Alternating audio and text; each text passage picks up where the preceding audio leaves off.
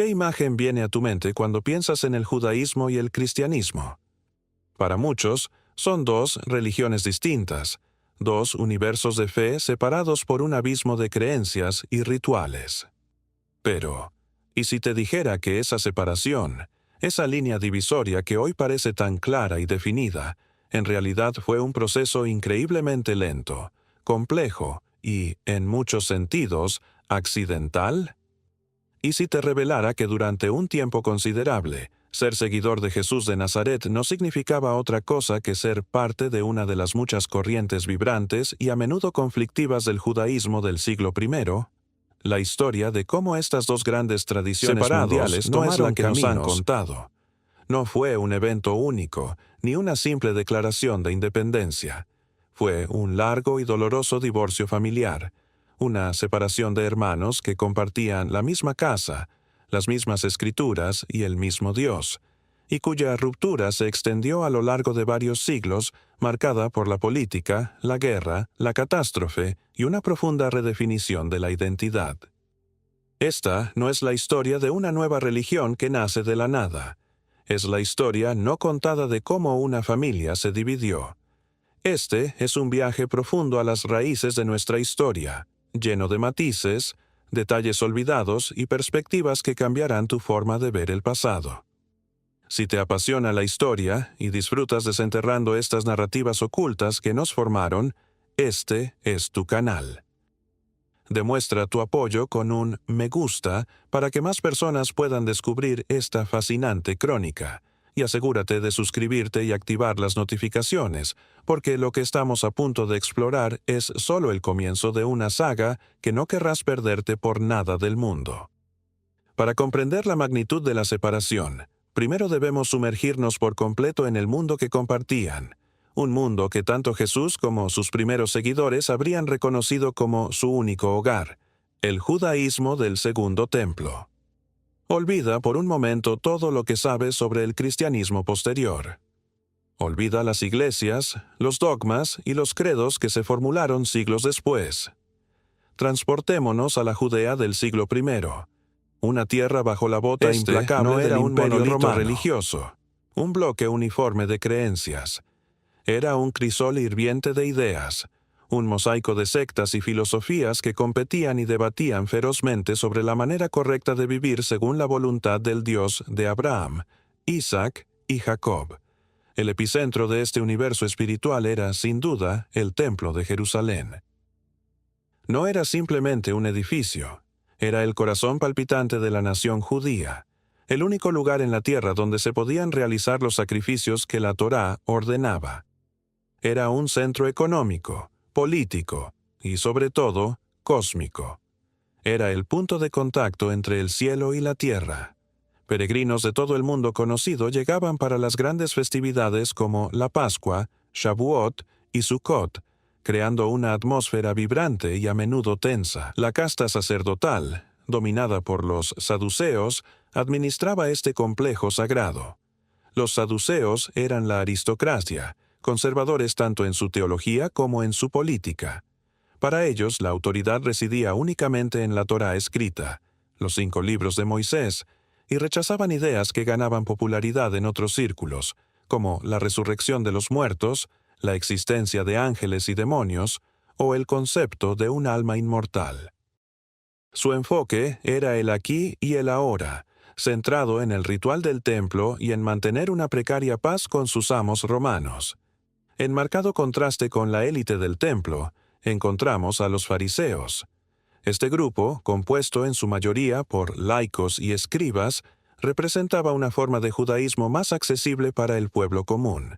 Su influencia se sentía no tanto en los grandes atrios del templo, sino en las sinagogas de las aldeas y ciudades de toda Galilea y Judea. Los fariseos creían que la revelación de Dios no se limitaba a la Torá escrita. Sostenían la existencia de una ley oral, una tradición de interpretaciones y aplicaciones prácticas transmitida de generación en generación desde Moisés mismo. Esta tradición oral permitía que el judaísmo fuera una fe viva, adaptable a las circunstancias cambiantes de la vida cotidiana, lejos del control exclusivo de los sacerdotes de Jerusalén. Creían apasionadamente en la resurrección, en el juicio final y en la providencia divina que guiaba los asuntos humanos. Aunque los evangelios a menudo los presentan como los principales antagonistas de Jesús, la realidad es mucho más compleja. Sus debates eran, en esencia, disputas internas dentro del judaísmo. Jesús compartía con ellos muchas creencias fundamentales, y sus discusiones, aunque acaloradas, giraban en torno a la interpretación de la ley, pero el paisaje religioso era aún más variado. En las desérticas y solitarias orillas del Mar Muerto existían comunidades como la de los esenios. Este grupo ascético y apocalíptico consideraba que el templo de Jerusalén y su sacerdocio se habían corrompido irremediablemente. Se retiraron al desierto para vivir una vida de pureza ritual, estudio intensivo de las Escrituras y espera paciente de una inminente intervención divina. Esperaban una batalla final entre los hijos de la luz y los hijos de las tinieblas, que purificaría la tierra y restauraría el sacerdocio legítimo.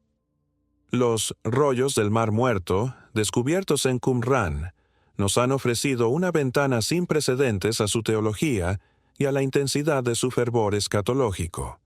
Ellos también esperaban la llegada de no uno, sino dos Mesías. Un Mesías sacerdotal de la línea de Aarón y un Mesías real y de la línea de David. Estaban los celotes, aunque quizás no fueran un grupo organizado como los anteriores, sino más bien una ideología, un movimiento de resistencia que canalizaba el descontento popular contra Roma. Para ellos, la sumisión a un emperador pagano era una blasfemia, una traición al único y verdadero Rey de Israel, Dios. Abogaban por la insurrección armada, creyendo que la acción violenta era no solo justificada, sino un deber sagrado para acelerar la llegada del reino de Dios. Revueltas en el pasado, y su legado de resistencia ardiente mantenía la provincia en un estado de tensión constante. Dentro de este vibrante y fragmentado tejido del judaísmo del siglo I, caminó Jesús de Nazaret. Es absolutamente crucial entender esto. Jesús no era un cristiano. Jesús era un judío. Vivió como judío, adoró como judío y enseñó como judío. Sus sermones en las sinagogas de Galilea, un marco de peregrinaciones a Jerusalén judío para las fiestas, sus debates sobre la interpretación de la Torá y los profetas. Todo esto lo sitúa firmemente dentro del mundo que acabamos de describir. El movimiento que inició no fue, en sus orígenes, una nueva religión. Fue un movimiento de renovación mesiánica dentro del judaísmo. Jesús se presentó como un profeta, un sanador, un rabino itinerante que proclamaba que el reino de Dios se ha acercado. Los 12 apóstoles y un círculo más amplio de discípulos eran todos judíos que lo veían como el Mesías esperado, el Cristo, el ungido que finalmente cumpliría las antiguas promesas de Dios a Israel. No buscaban abandonar su herencia. Creían que la habían encontrado en su máxima expresión en la persona y las enseñanzas de su maestro. La idea de separarse del pueblo de Israel, de sus escrituras o de su Dios, les habría resultado una secta no solo judía extraña, más, una entre muchas, completamente convencida impensable de que su líder era la clave para el futuro de Israel y, a través de Israel, para el mundo entero. El drama de la separación aún no había comenzado, pero sus semillas estaban siendo plantadas en este suelo fértil y volátil de esperanza mesiánica y opresión imperial. El movimiento que Jesús de Nazaret había iniciado con sus seguidores judíos debería haberse extinguido con él. Su ejecución a manos de los romanos, la crucifixión, era un método diseñado no solo para infligir el máximo dolor, sino también la máxima humillación. Para el pensamiento judío del siglo I, un Mesías que muere de una forma tan ignominiosa, maldecido según las propias escrituras al colgar de un madero, era una contradicción insuperable. Sus discípulos, aterrorizados y desmoralizados, se dispersaron. Su líder estaba muerto. Sus esperanzas de un reino restaurado para Israel se habían desmoronado. Según toda lógica, este debería haber sido el final de la historia. Pero entonces, algo extraordinario ocurrió. No un evento político ni una batalla militar, sino una experiencia que lo cambió todo. Los seguidores de Jesús comenzaron a afirmar con una convicción inquebrantable que Dios lo había resucitado de entre los muertos. Es imposible Desde una perspectiva exagerar el histórica, impacto de esta no creencia. importa Si uno acepta la resurrección como un hecho literal o como una poderosa experiencia visionaria. Lo que es innegable es que la creencia en ella fue el motor que no solo reavivó el movimiento, sino que lo transformó. Para sus seguidores, la resurrección no significaba que Jesús fuera el fundador de una nueva religión.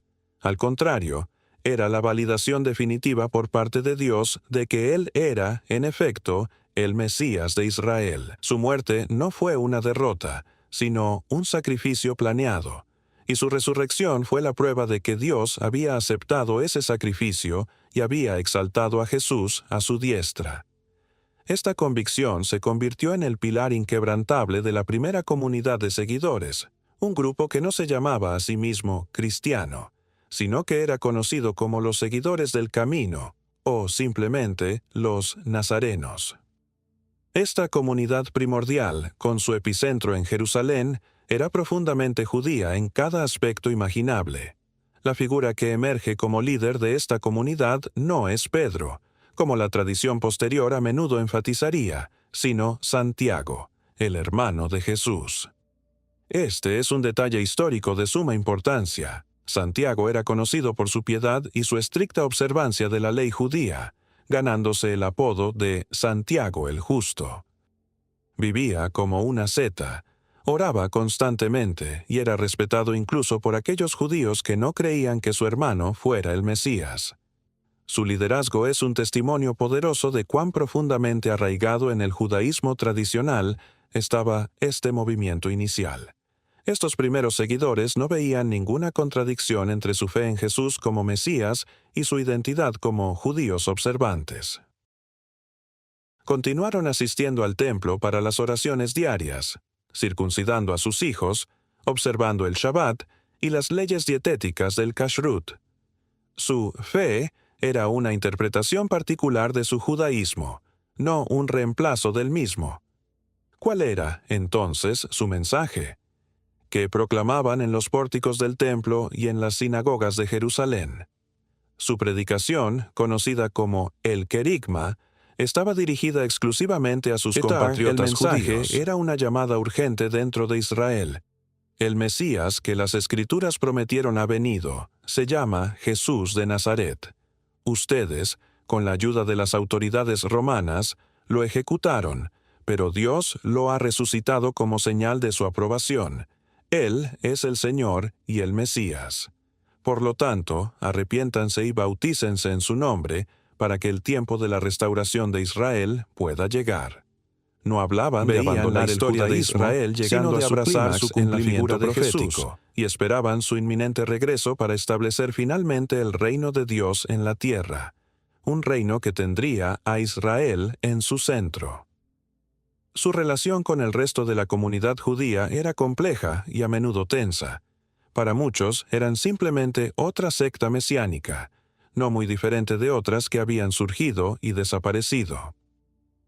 Algunos se unieron a ellos, atraídos por el mensaje de esperanza y la carismática comunidad que se formó, una comunidad que practicaba la caridad y compartía sus bienes.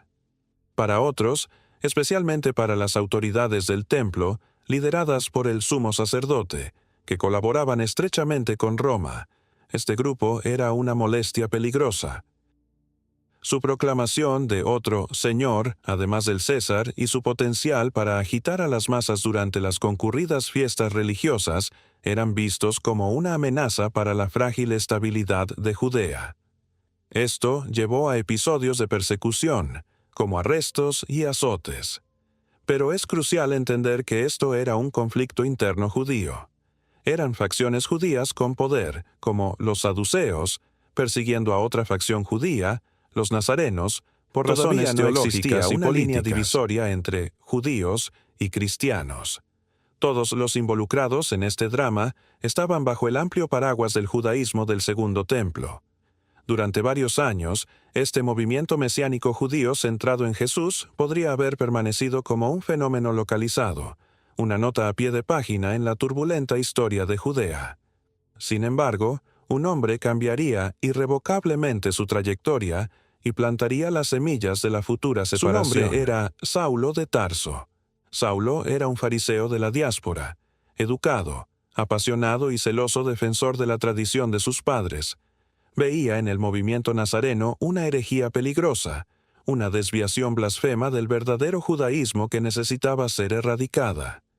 Se convirtió en un perseguidor activo de los seguidores de Jesús, convencido de que estaba sirviendo a Dios al hacerlo. Pero en el camino a Damasco, Saulo tuvo una experiencia que lo transformó. Según sus propios escritos, el Jesús resucitado se le apareció en una visión cegadora. Esta revelación no solo lo convenció de que Jesús era verdaderamente el Mesías, sino que también le encomendó una misión que cambiaría el curso de la historia. Saulo, quien adoptaría el nombre romano de Pablo, llegó a una conclusión teológica radical y explosiva. Si Jesús había muerto y resucitado por toda la humanidad, entonces su mensaje no podía estar limitado solo a los judíos. La salvación que ofrecía era también para los gentiles, los no judíos. Esta idea, que hoy parece fundamental para el cristianismo, era absolutamente revolucionaria y profundamente controvertida en ese momento. Pablo comenzó a argumentar que los gentiles que creían en Jesús como el Mesías no necesitaban convertirse en judíos para ser parte del pueblo de Dios. No necesitaban ser circuncidados, no necesitaban seguir las leyes dietéticas del kashrut. Su fe en Cristo era suficiente. El calendario ritual judío. Esta teología paulina se convirtió en el crisol de la controversia. Chocaba directamente con la práctica de la comunidad de Jerusalén, liderada por Santiago, que seguía viviendo como judíos observantes de la Torá. ¿Podía un gentil unirse al pueblo de Dios sin seguir las leyes que Dios mismo había dado en el Sinaí? ¿Estaba Pablo creando una versión fácil y diluida del verdadero mensaje? ¿O estaba él, como afirmaba, revelando un misterio divino que había estado oculto hasta ahora? Esta pregunta fundamental crearía una profunda fisura dentro del joven movimiento. El escenario estaba listo para un choque de visiones entre el apóstol de los gentiles y los pilares de la Iglesia de Jerusalén, un enfrentamiento que definiría el futuro no solo de este pequeño movimiento, sino del propio Imperio Romano. La primera y más crucial tensión en el camino hacia la separación no vino de fuera, sino del corazón mismo de la comunidad de seguidores de Jesús. La misión de Pablo a los gentiles no fue simplemente una expansión geográfica, fue una bomba teológica que estalló en el corazón del naciente movimiento de Jesús, provocando su primera crisis de identidad existencial. La pregunta que planteó su éxito era simple en su formulación, pero sísmica en sus implicaciones. ¿Quién puede formar parte del pueblo de Dios y cuáles son los términos de admisión?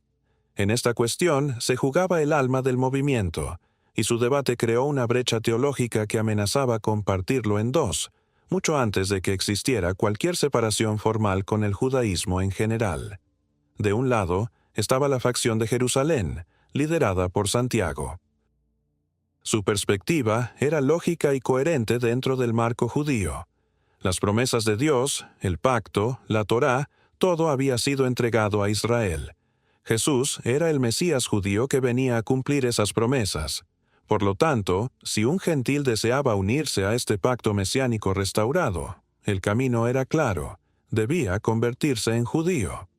Este proceso, conocido como proselitismo, implicaba la circuncisión para los hombres, el signo indeleble del pacto de Abraham, el bautismo y el compromiso de vivir según todos los mandamientos de la Torá, incluyendo las leyes dietéticas y la observancia del Shabbat.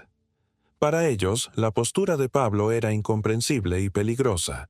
Parecía estar ofreciendo una versión devaluada, una membresía de segunda clase que anulaba la santidad de la ley divina.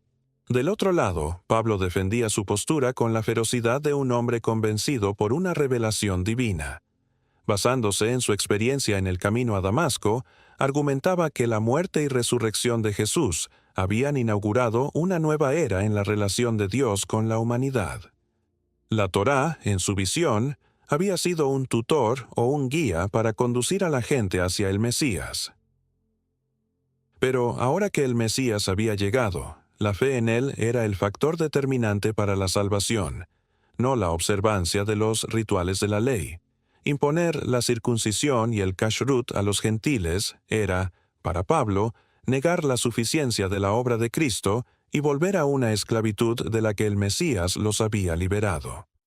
Proclamaba una verdad radical.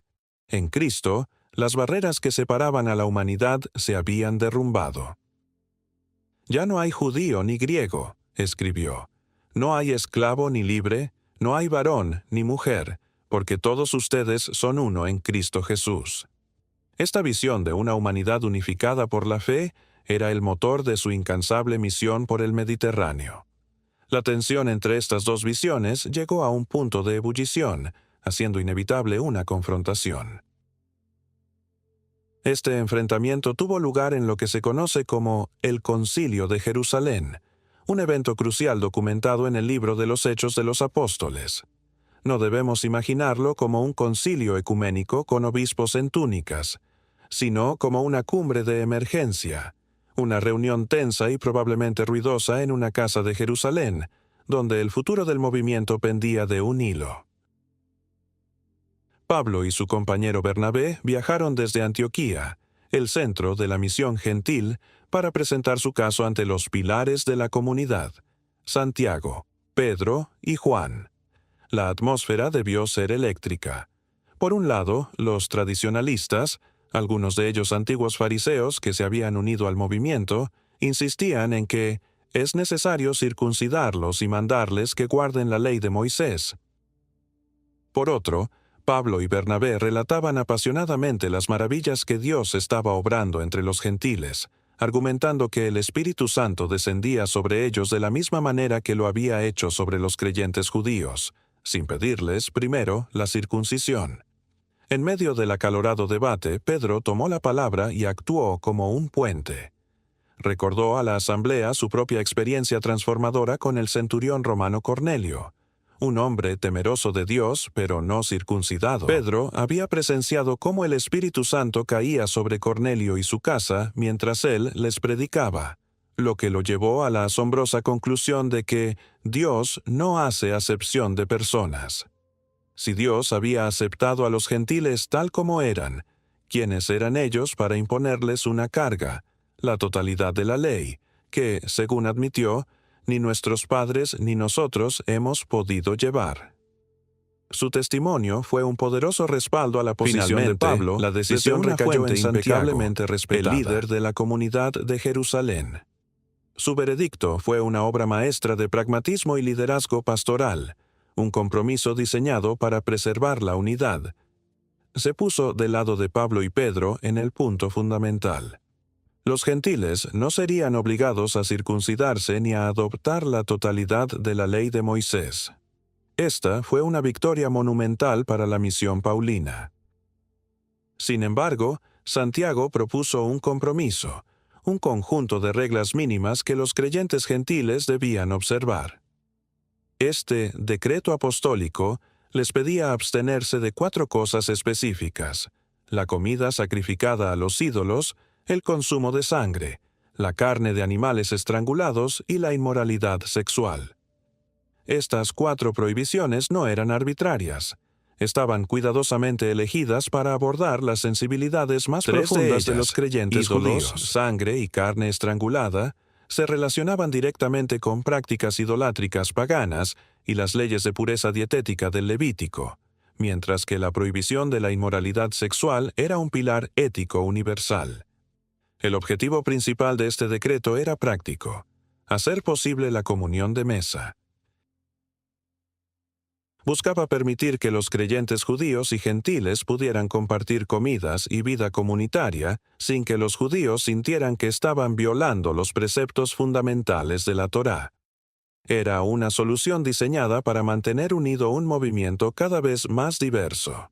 Pero el Concilio de Jerusalén no fue el final del conflicto. Las tensiones persistieron. En un famoso episodio que Pablo relata en su carta a los Gálatas, conocido como el Incidente de Antioquía, el propio Pedro, que había estado comiendo libremente con los gentiles, se apartó de ellos por temor cuando llegaron unos hombres del círculo más conservador de Santiago. Pablo lo confrontó públicamente, acusándolo de hipocresía y de no actuar conforme a la verdad del Evangelio.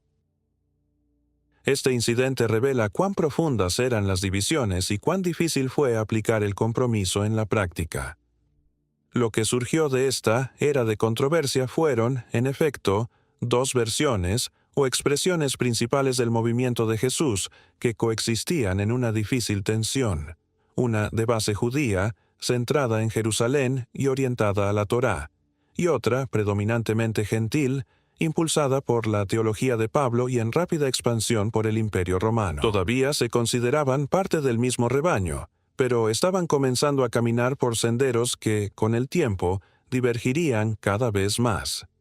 El escenario estaba preparado para que un cataclismo externo actuara como un catalizador, una fuerza que tomaría estas fisuras internas y las convertiría en un abismo. Las tensiones internas dentro del movimiento de Jesús, entre la facción de Santiago en Jerusalén y la misión de Pablo a los gentiles, pero la historia rara vez se mueve a un ritmo pausado. A menudo es un evento externo, un terremoto violento e imprevisto, el que toma las fisuras existentes y las convierte en abismos insalvables. Para el judaísmo del siglo I y para los seguidores judíos de Jesús, ese terremoto fue la primera guerra judeo-romana, una conflagración de una ferocidad apocalíptica que culminó en el año 70, con un acto que para el mundo judío era, literalmente, impensable: la destrucción del Templo de Jerusalén. Durante décadas, Judea había sido un caldo de cultivo para la rebelión. La ocupación romana era una herida abierta, con impuestos asfixiantes, una presencia militar constante y gobernadores que a menudo mostraban un desdén absoluto por las sensibilidades religiosas judías. Movimientos mesiánicos y profetas revolucionarios surgían y eran aplastados con regularidad, pero la presión seguía aumentando. La esperanza de una intervención divina, la creencia de que Dios finalmente liberaría a su pueblo como lo hizo de Egipto, ardía en el corazón. En el año 66, la presión se volvió insostenible. Una serie de provocaciones por parte del procurador romano Gesio Floro encendió la mecha, y Jerusalén estalló en una revuelta abierta. Lo que comenzó como un motín se transformó rápidamente en una guerra total por la independencia. Sorprendentemente, los rebeldes judíos obtuvieron victorias iniciales, aniquilando a una legión romana y expulsando a las fuerzas imperiales de Jerusalén. Este éxito temprano envalentonó a la nación, creando una euforia generalizada y la convicción de que su causa era justa y estaba bendecida por Dios. Sin embargo, la unidad judía era frágil. La rebelión estaba liderada por múltiples facciones, desde los más moderados hasta los celotes más radicales y los sicarios, asesinos sigilosos.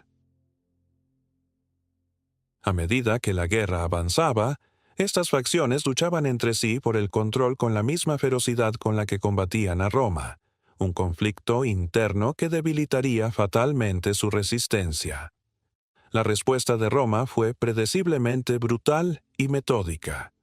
El emperador Nerón envió a su general más capaz, Vespasiano, al mando de 3 legiones, una fuerza abrumadora de más de 60.000 soldados profesionales.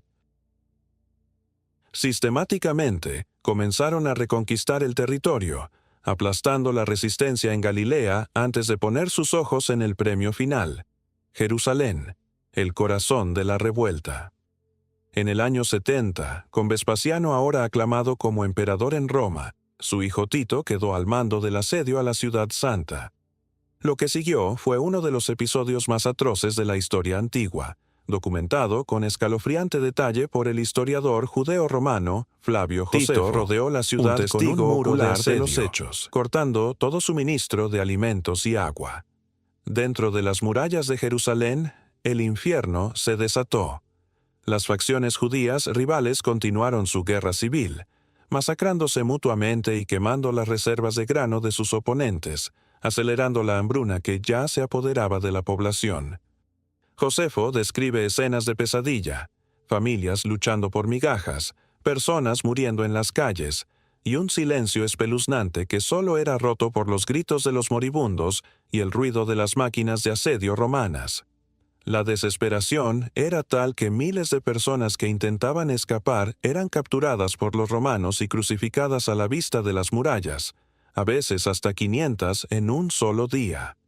Finalmente, las legiones romanas abrieron una brecha en las defensas. Luchando calle por calle, se abrieron paso hacia el monte del templo. El 9 del mes de Ab, según la tradición judía, el mismo día en que el primer templo de Salomón había sido destruido por los babilonios siglos antes, el templo de Herodes fue incendiado. A pesar de las supuestas órdenes de Tito de preservarlo, el caos de la batalla y el fervor de los soldados culminaron en su completa destrucción. Las llamas consumieron la madera de cedro, el oro se derritió y las enormes piedras se derrumbaron. Los soldados romanos saquearon sus tesoros y masacraron a todos los que encontraron a su paso. El epicentro del judaísmo, el lugar donde se creía que Dios habitaba en la tierra, fue reducido a escombros y cenizas humeantes.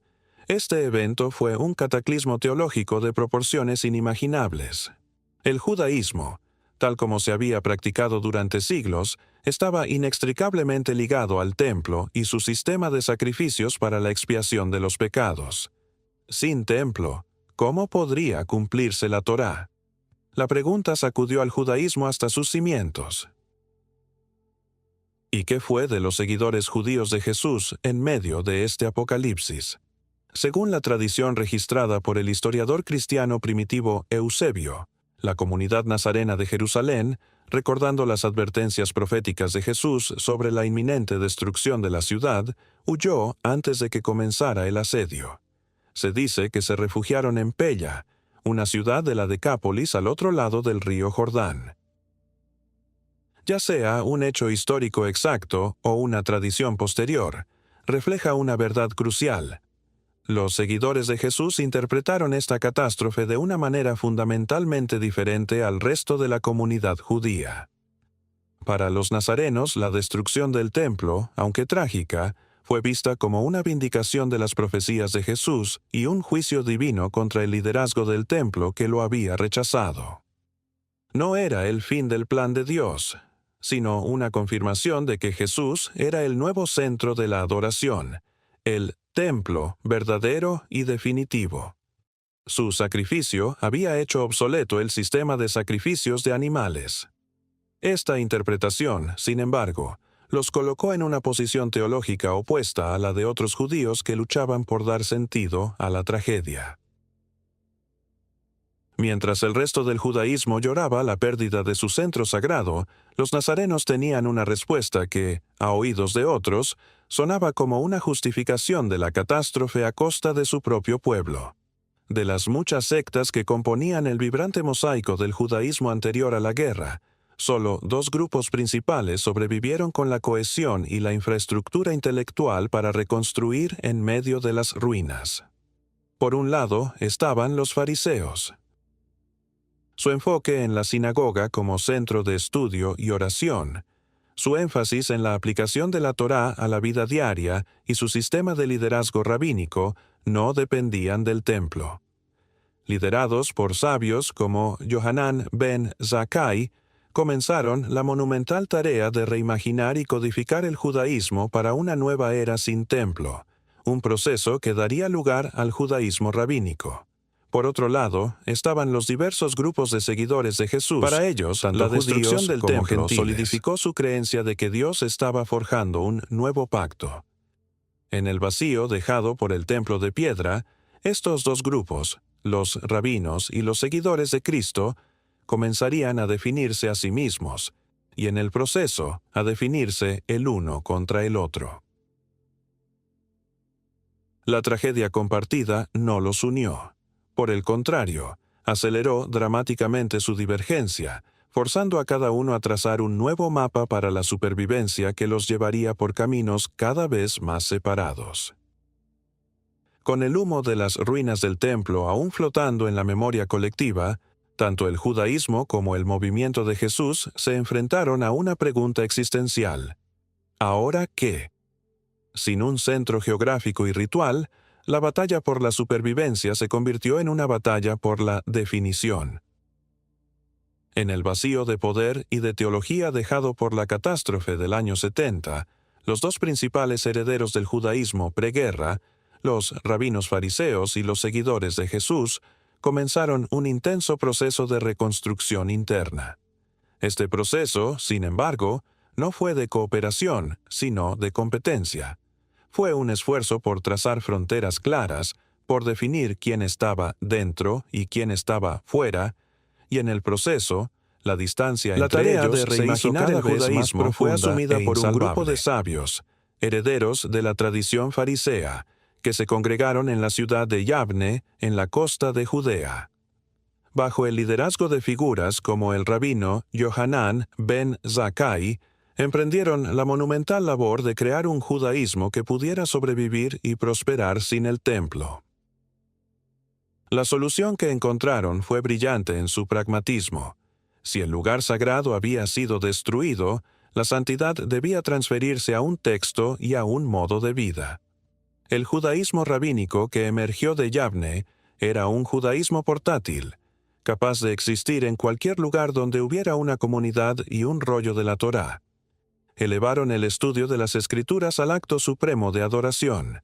La sinagoga reemplazó definitivamente al templo como el centro de la vida comunitaria. Las oraciones estandarizadas, como la Amidá, se formalizaron para ocupar el lugar litúrgico de los sacrificios diarios. Y los actos de bondad y caridad se enfatizaron como el nuevo medio para la expiación.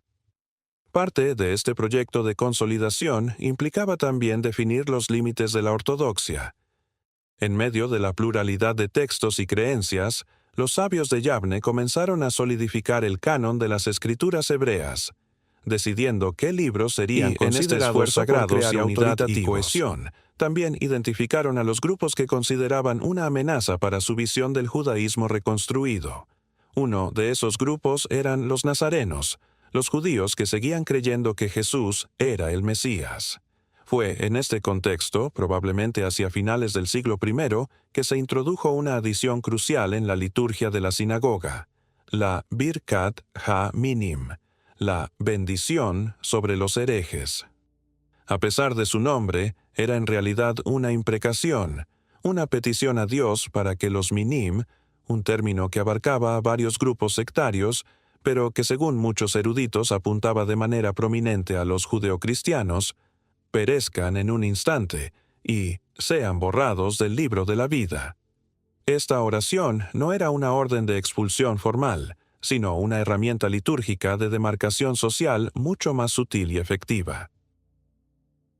Hizo que la posición de los seguidores de Jesús dentro de la sinagoga fuera insostenible. ¿Cómo podría un creyente en Jesús levantarse día tras día y recitar una oración que pedía por su propia destrucción? Este acto litúrgico funcionó como una prueba de fuego, obligando a la gente a elegir un bando. Omitir la oración era señalarse a sí mismo como un hereje, creando una barrera invisible pero poderosa que gradualmente empujó a los nazarenos fuera del seno de la comunidad rabínica. Trazaba sus fronteras desde dentro. Las comunidades de seguidores de Jesús, ahora con una creciente mayoría gentil, también estaban definiendo su identidad, y lo hacían, cada vez más, en oposición al judaísmo de la sinagoga. Este conflicto se refleja vívidamente en los textos que se estaban escribiendo durante este periodo. Los Evangelios, escritos en las décadas posteriores a la destrucción del templo, no son solo biografías de Jesús, son también documentos de esa lucha por la identidad. El tono polémico contra los fariseos y el uso del término los judíos, como un bloque antagónico en evangelios posteriores como el de Mateo y especialmente el de Juan, no reflejan necesariamente la dinámica exacta de los tiempos de Jesús, sino que son un eco de las amargas disputas que sus comunidades estaban teniendo con las sinagogas de su propia época, a finales del siglo I. Cuando el Evangelio de Juan habla de creyentes que son expulsados de la sinagoga, probablemente está describiendo el impacto real de medidas como la Birkat ha-Minim. A medida que esta separación se afianzaba, comenzó a desarrollarse una nueva y peligrosa teología dentro del cristianismo mayoritariamente gentil, el supersesionismo, o la teología del reemplazo. La idea era que, debido al rechazo de Jesús como Mesías, Dios había a su vez rechazado a Israel y había transferido sus promesas y su estatus de pueblo elegido a la Iglesia, el Nuevo Israel. La destrucción del templo se esgrimía a menudo como la prueba irrefutable de este juicio divino. Este argumento se convirtió en la piedra angular de la tradición literaria cristiana conocida como adversus judaeos, contra los judíos, un género de escritos que daría forma a la retórica antijudía durante siglos. Si quedaba alguna duda sobre la separación, un último evento la selló de forma definitiva y sangrienta: la revuelta de Bar Kokhba entre los años 132 y 136. 60 años después de la Primera Guerra, una nueva y masiva rebelión judía estalló contra Roma, esta vez bajo el emperador Adriano. El líder de esta revuelta fue un carismático comandante militar, Simón Bar Kokhba. Su liderazgo fue tan inspirador que el sabio más influyente de la época, el rabino Akiva, lo proclamó como el Mesías rey esperado. Para el judaísmo rabínico, esta fue una declaración definitoria. Las esperanzas de la nación se depositaron para los judíos seguidores de Jesús. Esta proclamación creó un dilema imposible. Ya tenían a su Mesías, Jesús de Nazaret. No podían, bajo ninguna circunstancia, jurar lealtad a otro pretendiente mesiánico. Su negativa a unirse a la revuelta, a luchar junto a sus compatriotas bajo el estandarte de Bar Kokhba, fue vista como la máxima traición. Fueron considerados desertores, traidores que habían abandonado a su pueblo. Fue aplastada por Roma con una brutalidad aún mayor que la primera. Cientos de miles de judíos fueron masacrados, Judea quedó devastada, y Jerusalén fue reconstruida como una ciudad pagana romana llamada Aelia Capitolina, con la prohibición explícita para los judíos de poner un pie en ella. Este fue el golpe de gracia. Para la comunidad judía, la derrota fue una catástrofe nacional. Para la relación entre judíos y cristianos, la brecha social y teológica se había convertido ahora en una brecha política y nacional. Los judeocristianos fueron marginados por ambos lados, vistos como herejes por el judaísmo rabínico y a menudo con sospecha por la creciente iglesia gentil debido a sus prácticas judías. El divorcio, que había comenzado con disputas teológicas internas, ahora estaba finalizado por la sangre, el fuego y la amarga acusación de traición. Las dos comunidades ahora se veían no como ramas de la misma familia, sino como entidades completamente separadas y, trágicamente, antagónicas. El divorcio se había consumado en el crisol de la guerra y la amarga recriminación. La revuelta de Bar Kokhba no solo había trazado una línea de sangre entre el judaísmo rabínico y los seguidores de Jesús, había dinamitado los últimos puentes que los conectaban. Ahora, en las décadas y siglos que siguieron, cada parte debía construir un nuevo hogar sobre cimientos distintos, enfrentando desafíos existenciales que forjarían sus identidades de maneras irrevocables. Mientras el judaísmo rabínico se consolidaba en torno a la Torá y la tradición oral, embarcado en el monumental proyecto que culminaría en la Mishnah, la comunidad cristiana, ahora abrumadoramente gentil, se encontró a la deriva en las vastas y a menudo hostiles aguas del Imperio Romano. Con su matriz judía cortado, se enfrentaba a una profunda crisis de identidad. Si ya no eran una secta del judaísmo, ¿qué eran exactamente? Para las autoridades romanas no encajaban en la categoría de una religión ancestral y legítima. Eran vistos como una superstición extraña, atea, porque se negaban a adorar a los dioses romanos, y peligrosamente antisocial. Tenían en sus manos las escrituras raíces judías a las que empezaron a llamar el Antiguo Testamento agudo. Pero, ¿cómo debían interpretarlas sin la guía de la tradición judía que las había producido? Esta pregunta abrió la puerta a respuestas radicales que amenazaron con disolver por completo la herencia judía del movimiento. El ejemplo más extremo y peligroso de esta tendencia fue Marción de Sinope, un acaudalado armador que llegó a Roma alrededor del año 144. Marción, horrorizado por la violencia y la aparente crueldad del dios descrito en las escrituras hebreas, propuso una solución drástica. Postuló la existencia de dos dioses. Uno era el Demiurgo, el dios creador del Antiguo Testamento, un ser inferior, tribal, celoso y justo en un sentido legalista. El otro era el Padre de Jesucristo, un Dios de amor y misericordia hasta entonces desconocido, que había enviado a Jesús para rescatar a la humanidad de la tiranía del Demiurgo. Rechazó por completo el Antiguo Testamento. Lo consideraba la crónica de un Dios equivocado. Luego, procedió a crear el primer canon del Nuevo Testamento conocido, compuesto por una versión del Evangelio de Lucas y 10 de las epístolas de Pablo, de las cuales había purgado meticulosamente cualquier referencia positiva al judaísmo o al Dios judío.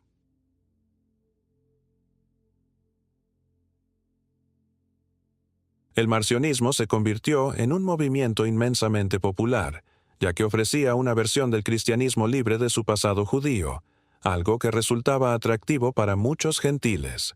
Sin embargo, su éxito fue una llamada de atención para los líderes de la Iglesia mayoritaria. Figuras como Ireneo de León y Tertuliano de Cartago se levantaron para combatirlo ferozmente. Argumentaron que el Dios de Abraham y Moisés era el mismo y único Dios y Padre de Jesucristo. Insistieron en que el Antiguo Testamento era escritura cristiana, esencial para entender la misión de Jesús como el cumplimiento de las profecías.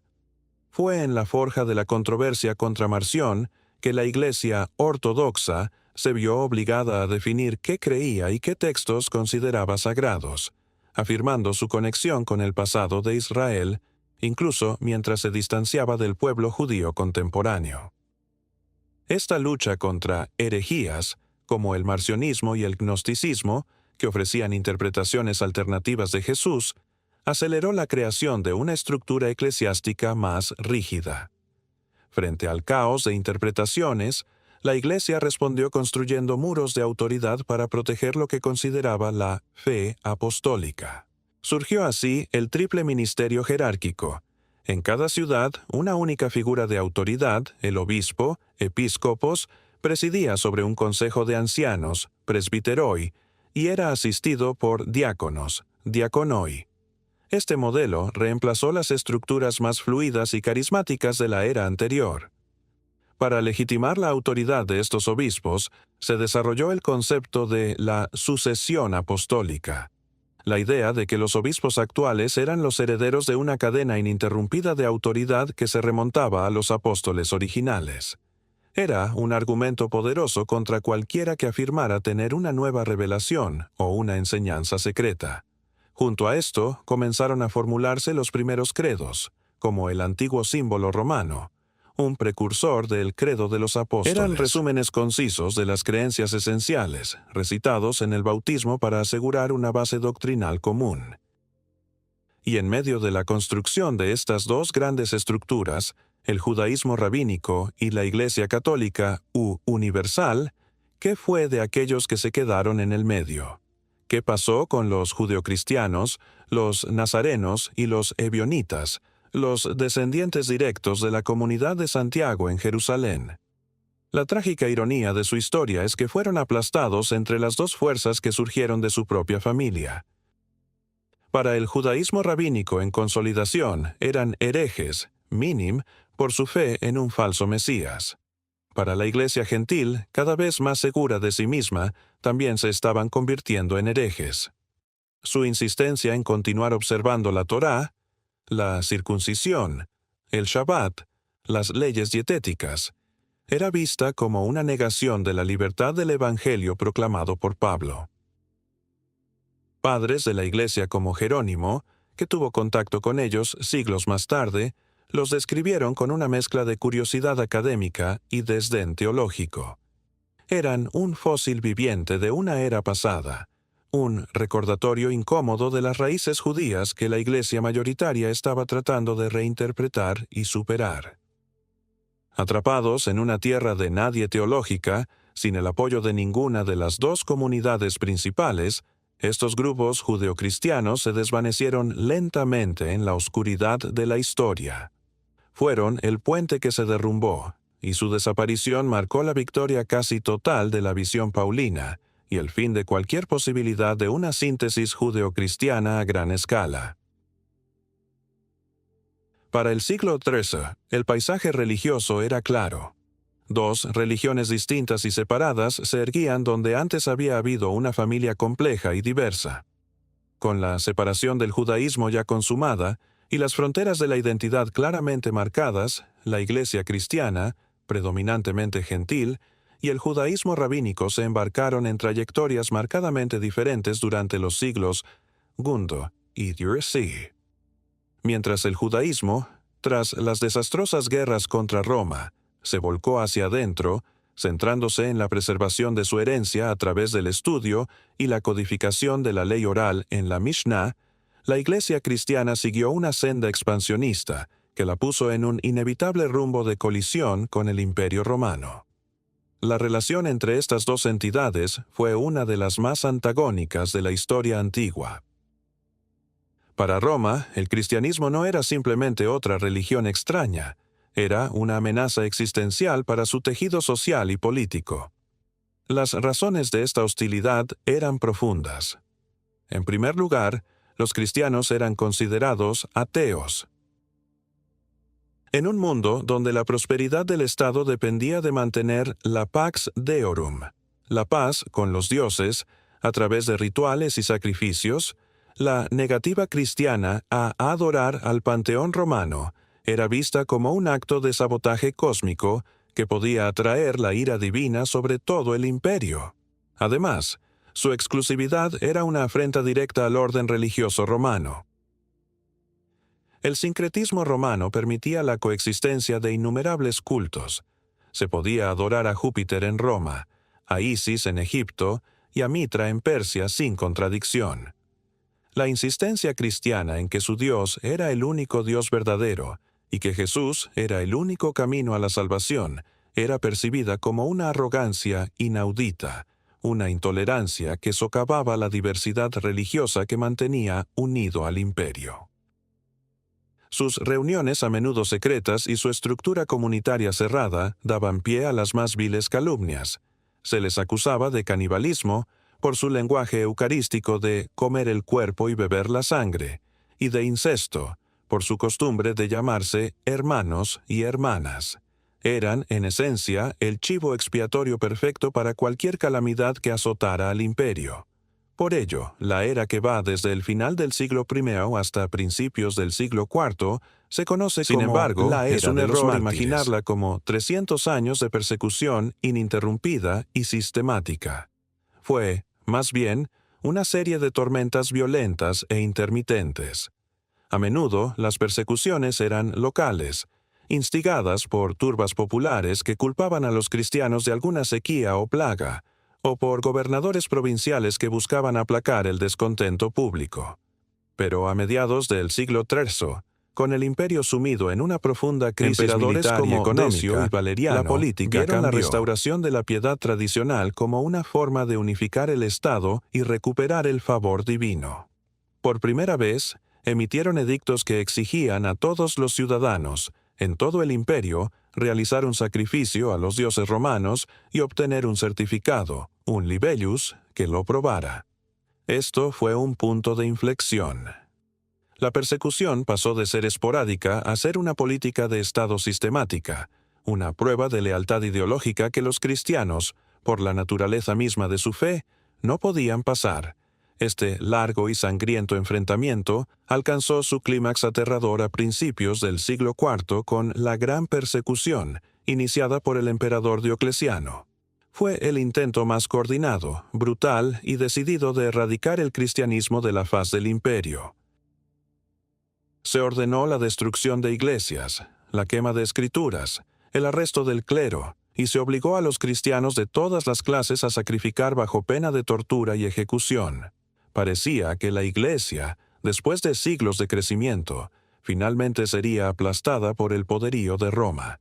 Y entonces, cuando todo parecía perdido, la historia dio un giro de 180 grados, uno de los más inesperados y trascendentales de la historia de la humanidad. El catalizador de este cambio fue un general romano que luchaba por el poder en la guerra civil que siguió a la abdicación de Diocleciano, Constantino. En la víspera de una batalla decisiva por el control de Roma en el año 312, la batalla del Puente Milvio, Constantino tuvo una experiencia que lo cambiaría todo. Según los cronistas cristianos Eusebio y Lactancio, miró hacia el sol y vio una cruz de luz sobre él, y con ella las palabras en griego «en tu tónica». Esa noche, se dice que Cristo se le apareció en un sueño y le ordenó que hiciera un estandarte militar con ese signo. Constantino obedeció, creando el lábaro con el símbolo del crismón, las dos primeras letras del nombre de Cristo en griego. Al día siguiente, sus tropas, portando este nuevo y extraño estandarte, aplastaron a las fuerzas de su rival Magencio. Constantino entró en Roma como el único gobernante de Occidente, convencido de que su victoria se la debía al Dios de los cristianos. En 313, Constantino se reunió con su coemperador de Oriente, Licinio, y juntos emitieron el Edicto de Milán. Este documento es a menudo malinterpretado como el momento en que el cristianismo se convirtió en la religión del Estado. No lo fue. Lo que el edicto hizo fue proclamar la libertad religiosa en todo el imperio. Otorgó al cristianismo el estatus de religio licita, una religión legal, poniendo fin oficialmente a toda persecución. Decretó la devolución de todas las propiedades eclesiásticas que habían sido confiscadas. De la noche a la mañana, la situación de la Iglesia se invirtió por completo. De ser una organización criminal perseguida, pasó a ser una institución legal y favorecida por el emperador. Los obispos, que hasta hacía poco vivían escondidos, ahora eran llamados a la corte imperial como consejeros. Se comenzaron a construir basílicas monumentales con fondos imperiales en Roma, la Jerusalén era y Constantinopla. El movimiento que había comenzado como una secta mesiánica dentro del judaísmo, que había sido despreciado por su propio pueblo, que luego fue calumniado y perseguido como un enemigo del Estado romano, ahora estaba bajo la protección del propio César. La espada del perseguidor fue envainada, pero la caricia dorada del poder imperial presentaba un peligro de un tipo completamente nuevo, y el mundo, tanto para los cristianos como para los judíos, nunca volvería a ser el mismo. La victoria de Constantino y el Edicto de Milán no fueron el final de la historia, sino el comienzo de un capítulo completamente nuevo y mucho más complejo. La Iglesia había sobrevivido a la espada del perseguidor, pero ahora se enfrentaba a un desafío quizás más insidioso: el abrazo dorado y asfixiante del poder imperial. Para Constantino, el cristianismo era más que una cuestión de fe personal, era una herramienta política. En un imperio vasto y fracturado, vio en la fe monoteísta un potente pegamento social, un modelo celestial para su propio gobierno autocrático. Sin embargo, Dios en el cielo, Constantino descubrió rápidamente que la Iglesia que había elegido como pilar de la unidad era, en sí misma, una casa ferozmente dividida por disputas doctrinales. Y una Iglesia dividida no podía unificar un imperio.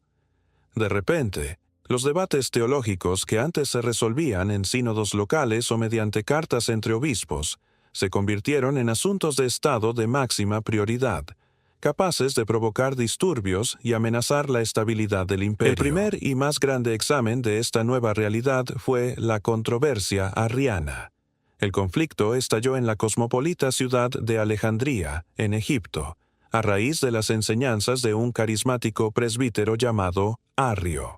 Arrio, en un intento por salvaguardar el monoteísmo absoluto y la supremacía de Dios Padre, enseñaba que el Hijo, Jesucristo, no era coeterno con el Padre. Sostenía que el Hijo fue la primera y más grande de todas las creaciones de Dios, un ser perfecto, pero en última instancia, una criatura. Hubo un tiempo, decía Arrio, en que el Hijo no existía. En el lenguaje teológico griego de la época, afirmaba que el Hijo era de una sustancia diferente, heteroousios, a la del Padre. A esta visión se opuso con vehemencia un joven diácono, posteriormente obispo de Alejandría, La llamado lógica de Arrio Atanasio. destruía el núcleo del Evangelio. Argumentaba que solo Dios puede salvar a la humanidad del pecado y la muerte. Si Jesús era una criatura, por muy exaltada que fuera, no podía ser un Salvador. Por lo tanto, el Hijo debía ser plenamente divino, eterno y de la misma sustancia, homoousios, que el Padre. Esta no era una simple riña semántica sobre una letra en una palabra griega. Era una batalla por el corazón mismo de la fe cristiana. ¿Quién era Jesús y cómo salva? La controversia se extendió como un reguero de pólvora por todo el Oriente, dividiendo ciudades, congregaciones e incluso familias. Para Constantino, esta disputa era un desastre político. Incapaz de resolverla por otros medios, tomó una medida sin precedentes. En el año 325, convocó el primer concilio ecuménico, una asamblea de obispos de todo el imperio espectacular del nuevo orden mundial. Obispos que apenas unas décadas antes se escondían en catacumbas o trabajaban en minas, muchos de ellos con las cicatrices físicas de la persecución de Diocleciano aún visibles en sus cuerpos. Ahora viajaban a expensas del Estado, se alojaban en residencias de lujo y se reunían en un palacio imperial, con el propio emperador, vestido con púrpuras y joyas, presidiendo la sesión Bajo la inaugural. Considerable influencia de Constantino, que ansiaba la unidad por encima de todo, el concilio se pronunció abrumadoramente a favor de la posición de Atanasio. Arrio fue condenado como hereje, y sus escritos quemados. Para plasmar su decisión, el concilio redactó una declaración de fe, el credo de Nicea original, que declaraba inequívocamente que el Hijo era engendrado, no creado. Y, usando la palabra clave de Atanasio, Nicea estableció un precedente de la misma sustancia. La doctrina cristiana ortodoxa ahora sería definida por un concilio de obispos y ratificada por el emperador. La disidencia teológica ya no era solo una herejía, se convirtió en un crimen contra el Estado. Los obispos que se negaron a firmar el credo fueron exiliados por decreto imperial. La fusión entre la autoridad eclesiástica y el poder secular era ya un hecho. Si este nuevo poder de la Iglesia fue una mala noticia para los cristianos herejes, fue una noticia catastrófica para la comunidad judía. Con el cristianismo ascendiendo de religión perseguida a religión privilegiada, el estatus de los judíos se desplomó en picado. Ya no eran simplemente los practicantes de una religión antigua y respetable, aunque a veces problemática. Ahora eran, a los ojos del Estado cristiano emergente, el pueblo que había rechazado al Salvador del emperador. La enseñanza del desprecio, esa tradición teológica adversus judaeos que había estado gestándose durante siglos, comenzó a inscribirse en los códigos legales del imperio. Bajo Constantino y sus sucesores, se promulgó una oleada de legislación restrictiva. Se prohibió a los judíos hacer prosélitos. A los cristianos se les prohibió, bajo pena de muerte, convertirse al judaísmo. Se prohibió a los judíos poseer esclavos cristianos. La autoridad de los tribunales rabínicos fue severamente limitada. Los matrimonios entre judíos teológica que había tardado más de un siglo en consolidarse ahora, estaba siendo reforzada y cimentada por el poder coercitivo del Estado romano. Los judíos, que durante mucho tiempo habían gozado de ciertos derechos y protecciones bajo la ley romana como una comunidad ancestral, se encontraron cada vez más marginados, relegados al papel de un pueblo fósil, obstinado y deicida. Su existencia servía ahora como un recordatorio sombrío de la verdad del cristianismo, un testimonio negativo del triunfo de la Iglesia.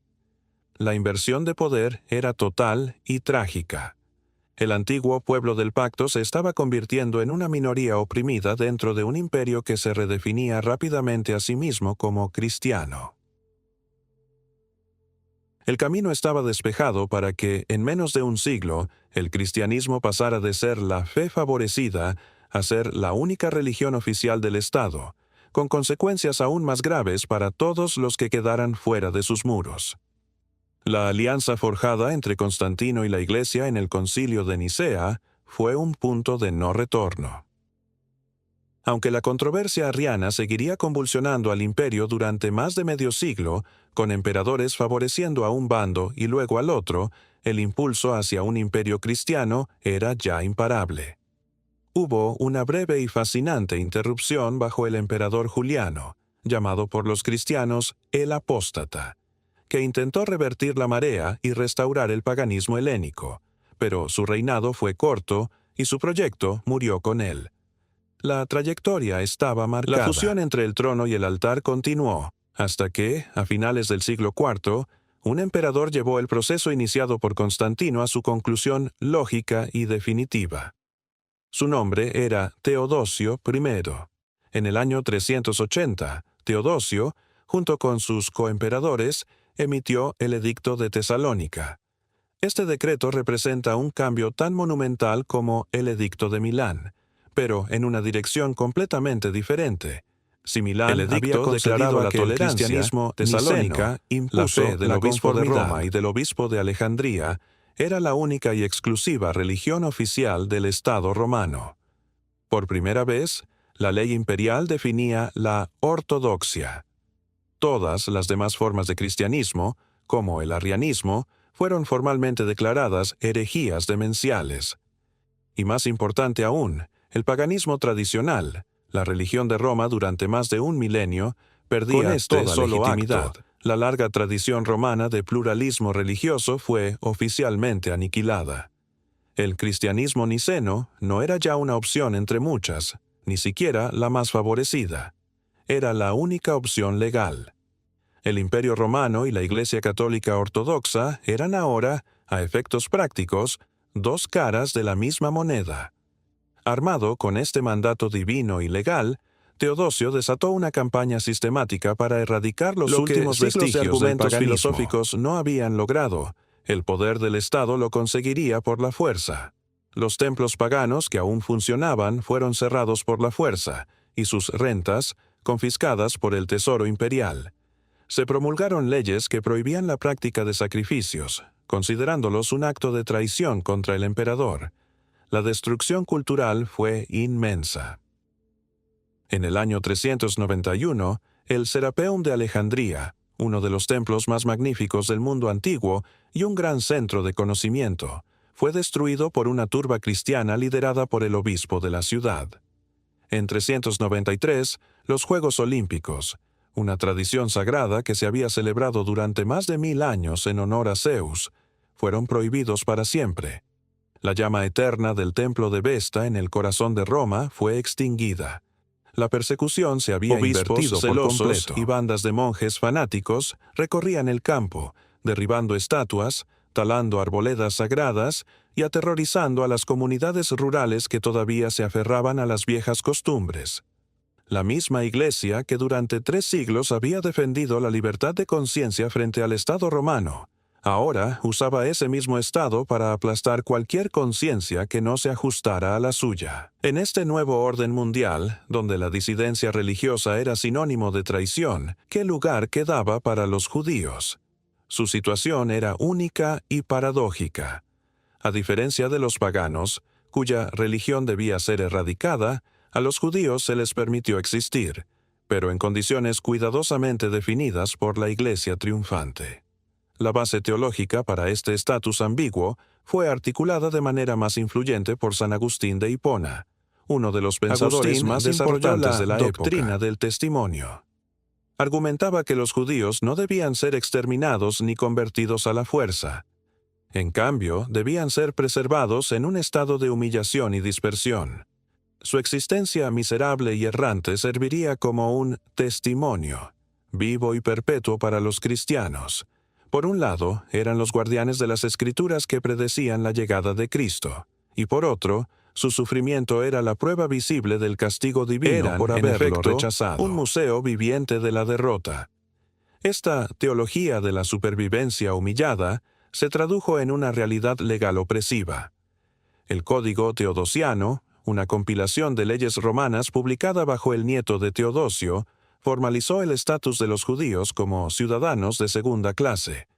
Consolidó todas las leyes restrictivas anteriores y añadió otras nuevas. A los judíos se les prohibió ocupar cargos importantes en la administración imperial construir o en nuevas sinagogas. Solo podían reparar las existentes. Se les prohibió testificar contra cristianos ortodoxos en los tribunales. El proselitismo judío seguía siendo un crimen capital. La atmósfera de desprecio sancionada por el Estado también fomentó la violencia popular. En el año 388, en Calínico, una ciudad en el Éufrates, una turba cristiana incitada por su obispo local saqueó y quemó la sinagoga. Teodosio, actuando como un emperador romano tradicional que defendía la ley y el orden, inicialmente ordenó que los alborotadores reconstruyeran la sinagoga a sus expensas. La respuesta que recibió demostró dónde residía ahora el verdadero poder. El influyente obispo Ambrosio de Milán reprendió públicamente al emperador, amenazando con negarle la comunión. Argumentó que obligar a un obispo a usar fondos de la iglesia para construir un templo de la infidelidad y revocó su sacrilegio. El mensaje fue claro y escalofriante. En el nuevo imperio cristiano, la protección de la propiedad judía y la justicia imperial podían ser invalidadas por la autoridad de la iglesia. A principios del siglo V, la transformación era total. El mundo mediterráneo se había transfigurado. El vibrante mosaico de sectas judías y cultos paganos que existía en la época de Jesús había sido reemplazado por un imperio cristiano monolítico, unido por un credo, gobernado por una jerarquía eclesiástica entrelazada con el Estado, y sostenido por un sistema legal que o bien erradicaba o bien subyugaba a todos los que estaban fuera de sus límites. El largo y tortuoso camino de la separación entre el cristianismo y el judaísmo no había terminado en un simple divorcio, sino en una relación de poder radicalmente asimétrica, donde una de las partes, ahora armada con el poder de un imperio, dictaría los términos de la existencia de la otra durante los próximos 1000 años. Hemos viajado a través de 400 años de una historia turbulenta, desde las polvorientas carreteras de Galilea hasta los pasillos de mármol del poder imperial en Roma y Constantinopla. Lo que comenzó como un debate interno, una disputa familiar dentro del multifacético judaísmo del siglo I sobre la identidad del Mesías, se transformó, a través de una dolorosa y compleja serie de acontecimientos, en una de las divisiones más profundas y duraderas de la historia humana. No fue un evento único, sino un proceso lento y desgarrador. Fue la controversia sobre la inclusión de los gentiles, que abrió la primera fisura teológica. Fue el trauma apocalíptico de la destrucción del templo, que obligó a ambos grupos a redefinirse en medio de las ruinas. Fue la amarga demarcación de fronteras a través de la liturgia en la sinagoga y la polémica en los evangelios. Y fue el choque final sobre un nuevo Mesías, Bar Kokhba, que convirtió la separación teológica y social en una traición nacional. Sobre esta brecha ya ensanchada, la asombrosa ascensión del cristianismo al poder imperial no construyó un puente, sino que erigió un muro infranqueable, cimentado con la argamasa de la ley, la teología y la fuerza. Esta historia no era inevitable, fue el producto de decisiones humanas, de interpretaciones teológicas, fue una tragedia de proporciones políticas y de catástrofes militares que tardaría 2 milenios en empezar a sanar. El marco legal y teológico forjado en el Imperio Romano tardío bajo emperadores como Teodosio se convirtió en la desafortunada herencia de la Europa medieval. Para la civilización cristiana, la fusión con el poder imperial dio lugar a la cristiandad, una era en la que la disidencia religiosa a menudo se castigaba con la espada y en la que la riqueza y la política a menudo eclipsaban el mensaje original de su fundador. La teología del desprecio hacia los judíos se arraigó profundamente en la conciencia occidental, manifestándose en el arte, la literatura, los sermones y, lo que es más trágico, para el pueblo judío, esta herencia significó un milenio de existencia precaria como una minoría estigmatizada. La doctrina de San Agustín, que les permitía sobrevivir pero en un estado de humillación, se convirtió en una profecía autocumplida. vivieron como el otro perpetuo en tierras cristianas, sujetos a discriminación legal, a conversiones forzadas, a expulsiones masivas y a explosiones de violencia asesina conocidas como pogromos. Se les culpó de plagas, de crisis económicas y, sobre todo, del cargo colectivo de deicidio, una acusación que resonaría a través de los siglos con consecuencias devastadoras. Fueron los testigos mudos y sufrientes del triunfo de la Iglesia, exactamente como la teología imperial había decretado. El eco de esta antigua separación resuena hasta nuestros días. Aunque el antisemitismo moderno adquirió nuevas y aterradoras dimensiones raciales y nacionalistas en los siglos XIX y XX, es imposible comprender el Holocausto sin reconocer los 2 milenios de deshumanización y demonización teológica que lo precedieron en el corazón de la Europa cristiana. Fue la culminación más horrenda de la enseñanza del desprecio.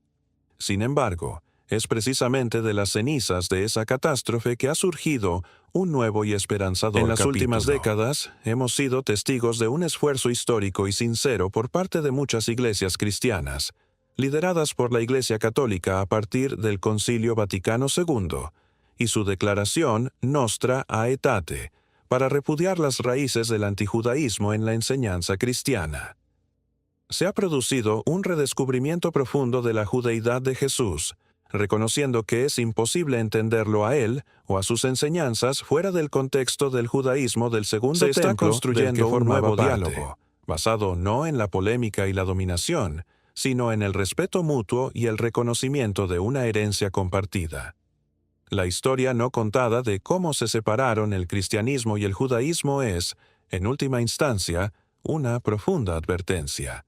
Es una crónica de cómo la fe, cuando se fusiona con el poder político, puede convertirse en una fuerza de coerción. Es un recordatorio de cómo las disputas familiares, magnificadas por la historia, pueden engendrar siglos de dolor. Y es un testimonio de la increíble resistencia del espíritu humano, tanto en la comunidad judía que sobrevivió a milenios de persecución, como en la conciencia cristiana que finalmente ha comenzado a enfrentarse a las sombras más oscuras de su propio pasado. Comprender esta historia no es solo un ejercicio académico, es un acto esencial para sanar una de las fracturas más antiguas y dolorosas de nuestro mundo. Este viaje, a través de los siglos, ha sido profundo y complejo.